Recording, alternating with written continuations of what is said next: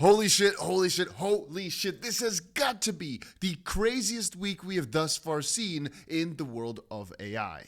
With massive updates from Anthropic with Claude, massive updates from Perplexity, and now also some absolutely massive updates coming from ChatGPT. With them just launching officially GPT-5.5, a new class of intelligence for real work empowering agents built to understand complex goals, use tools, check its work, and carry more tasks through to completion. It marks a new way of getting computer work done. Now available in ChatGPT and Codex. And this, ladies and gentlemen, is a very big deal. But first, let's take a little look at the ChatGPT intro video. So this thing has some blasting ass music, but I turned it off because ain't nobody got time for all that. But here we go. So here we got ourselves the little demo of what exactly this is supposedly able to do. And I'm hearing in the freaking fields that supposedly ChatGPT right now is catching up to Claude in terms of functionality. And I'm going to tell you, Claude also released some more crazy features today, one of which being their massive increase in memory, mostly for their managed agents, and another more interoperability feature where basically more and more apps can now be connected to Claude internally. But if we just quickly focus on what we've got here for ChatGPT, I'm telling you guys right now, the line between all these, or the differences between all these different models, is getting thinner and thinner. Because right now it seems like all these cool things we saw recently of Claude Design and recently ChatGPT Images 2.0, they found yet another way to basically just combine it all into one. Because supposedly this is like another big part of the coding update. ChatGPT 5.5 excels at writing and debugging code, researching online, analyzing data, creating documents and spreadsheets, operating software, and moving across tools until a task is finished. The gains are especially clear in agentic coding, computer use, knowledge work, and early scientific research. And again, combine this with some of the earlier updates we had throughout the week with ChatGPT Codex and with ChatGPT basically being able to use your computer just like Perplexity personal computer, right?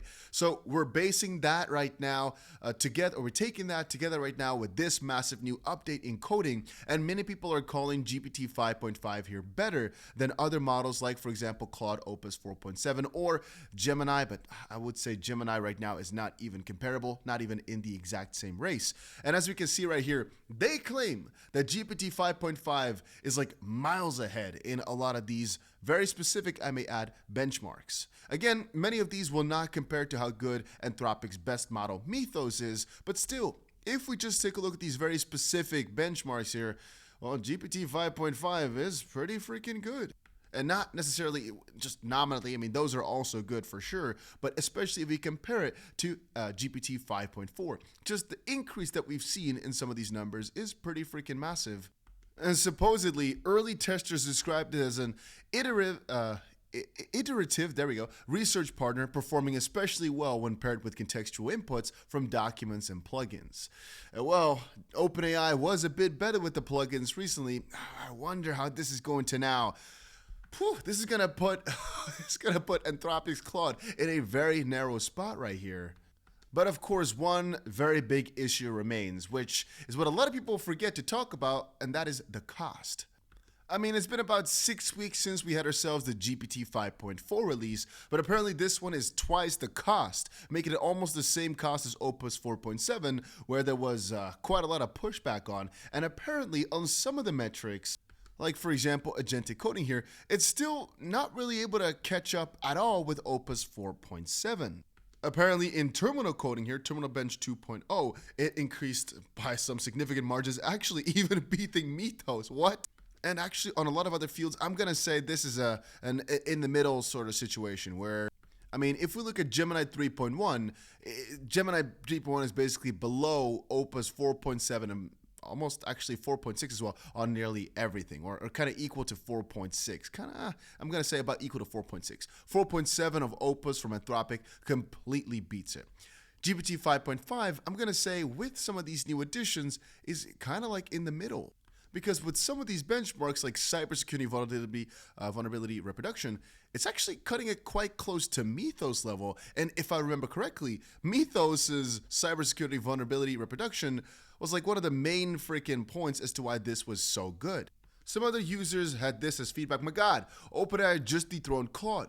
GPT-5.5 crushes Opus 4.7 across almost every benchmark. Well, take that with a grain of salt. This thing is an absolute beast. The new #1 coding model, Claude, is no longer the top. When given a 20-hour software engineering task, GPT 5.5 solves it 73% of the time. Discovered groundbreaking research in mathematics and genetics, and the craziest part, the model helped build itself. I'm going to say that is always going to happen in the near future now because, well, AI has gotten so good. Losing access to GPT 5.5 feels like I've had a limb amputated by an NVIDIA engineer.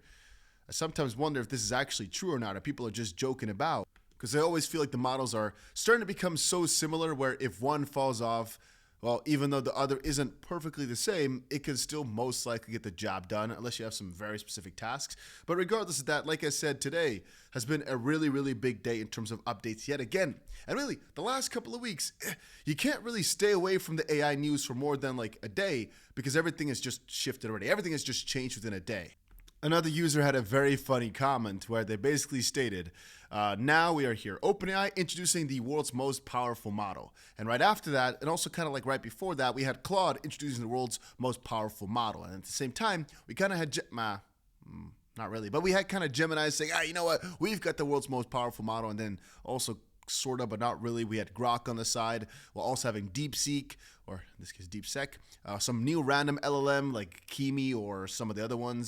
It's like a back and forth battle the last couple of days here. And of course, I had to quickly double check to know if I'm actually already on GPT 5.5, which, well, my own GPT here really quickly confirmed. And what it said on its own that has now changed is stronger reasoning, better tool use, more careful freshness handling, better memory and personalization, more structured outputs, and image generation and editing support has also become better. Let me know down below though if you think that Claude is still on top, or you're still at least gonna use Claude because you still prefer it in some way, shape, or form, or if you think that this update really puts GPT on top and you're finally gonna make that switch, or are you a person that uses all these AIs at the same time? Let me know down below. I'm really quite interested to see your opinion and to see your own personal journey. And if you'd like to see more videos or tutorials about how I personally use agents, how I personally use AI, and what kind of cool stuff I'm building, make sure you go ahead and press that like button or subscribe to the channel because I post AI videos in here every single day and I will never miss a day.